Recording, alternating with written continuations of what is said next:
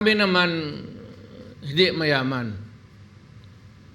But money was never a problem for us to live. Not just exist, but live a comfortable life in this world. Gobernador naman yung tatay namin, mayor man ako maaga. So, don't need to steal. The salary itself would give you the best that life can give.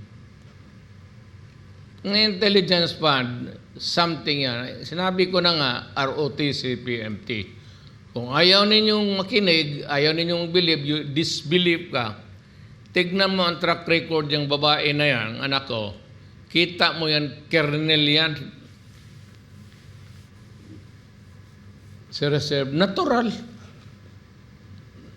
Ganon talagang utak niya na yan, oh. Nadala yan sa military, thinking. That is why ang gusto niya ibalik, kasi gusto ko rin lahat ibalik yung mandatory ROTC. Ayaw, lagyan ninyo ng Malaysia yung 25 million, kayo. Pero kung 25 lang million, kaya sabi ko, madali yung 25 million sa inabot namin sa pamilya.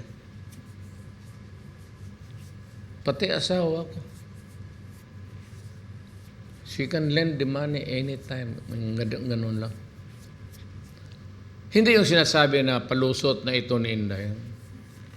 Hindi kami magpalusot. Magpalusot, di man kami magnanakaw. Kung meron man dyan nagkamali ako, sige. Masira na tayo kasi alam ko sira kayo. Siguro.